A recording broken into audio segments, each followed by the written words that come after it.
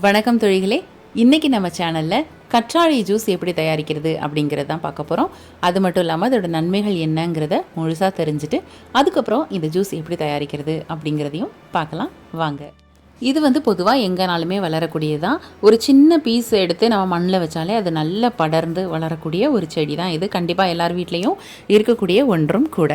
இதில் carbohydrate, sodium, calcium, vitamin C, B, E அப்படின்னு ஏராளமான சத்துக்கள் இருக்குது. அது மட்டும் இல்லாமல் அலோயின், அலோசான், ரெசின்கள், ஆந்த்ரோக்வினோன்கள், பாலிசாக்கரைட் போன்ற வேதிப்பொருட்களும் காணப்படுது. காலையில் இதை வெறும் வயிற்றில் குடித்தோம் அப்படின்னா ஏகப்பட்ட நன்மைகள் காணப்படுது. அதே மாதிரி இதை குடிக்கும்போது என்ன நடக்குது அப்படின்னா உடலில் உள்ள நச்சுக்கள் எல்லாமே வெளியேற்றப்படுது.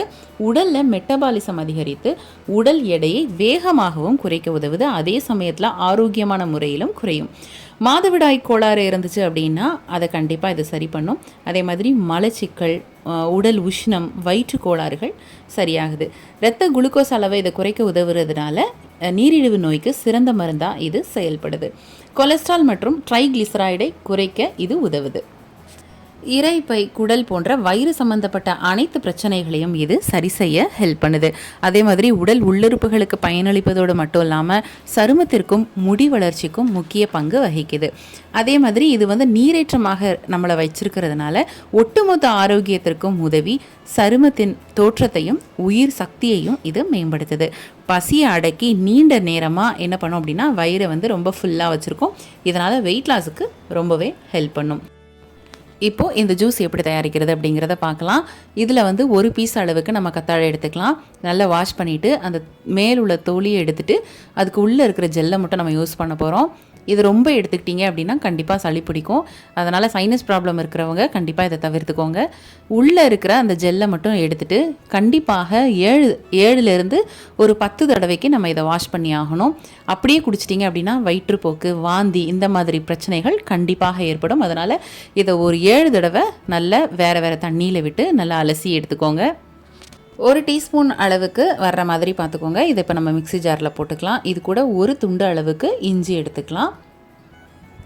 அரை எலுமிச்சம்பழம் அளவுக்கு சாறு புழிஞ்சிக்கலாம்.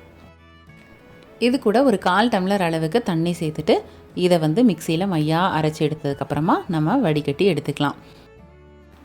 அதுக்கப்புறமா இது கூட ஒரு அரை டம்ளர் அளவுக்கு தண்ணி சேர்த்துக்கிட்டிங்க அப்படின்னா சூப்பரான கற்றாழை ஜூஸ் ரெடி ஆயிடுச்சு. கண்டிப்பாக நீங்கள் இதை ட்ரை பண்ணி பாருங்கள். உடலுக்கு ரொம்பவே ஆரோக்கியத்தை கொடுக்கும் இந்த கற்றாழை ஜூஸு சின்னவங்கலேருந்து பெரியவங்க வரைக்கும் எல்லாருமே குடிக்கலாம். ஆனால் சளி இருக்கிறவங்க, சைனஸ் ப்ராப்ளம் இருக்கிறவங்க கண்டிப்பாக எடுக்காதீங்க. ஏன்னா இது ரொம்ப குளிர்ச்சி அப்படிங்கிறதுனால உங்களோட மருத்துவரோட ஆலோசனைப்படி நீங்கள் இதை எடுத்துக்கோங்க. இதே மாதிரி நிறைய வீடியோஸ் உங்களுக்காக வர காத்துட்ருக்கு. அதெல்லாம் வேணும் அப்படின்னா நம்மளோட சேனலை மறக்காமல் சப்ஸ்கிரைப் பண்ணிக்கோங்க. மீண்டும் அடுத்த ஒரு நல்ல ரெசிபியோட நாங்கள் உங்களை சந்திக்கிறோம். நன்றி, வணக்கம். கல்யாணத்துக்கோ, ரிசப்ஷனுக்கோ இல்ல பார்ட்டிக்கோ இந்தியாக்குள்ள நீங்க எங்க இருந்தாலும் ஜுவல்லரிய ரெண்டலுக்கு வாங்கிக்க முடியும். அதுவும் 2 வாரத்துக்கு. தேவை இருக்கிறவங்க டிஸ்பிளேல தெரியக்கூடிய இந்த நம்பரை கான்டாக்ட் பண்ணி டீடைல்ஸ் தெரிஞ்சுக்கலாம்.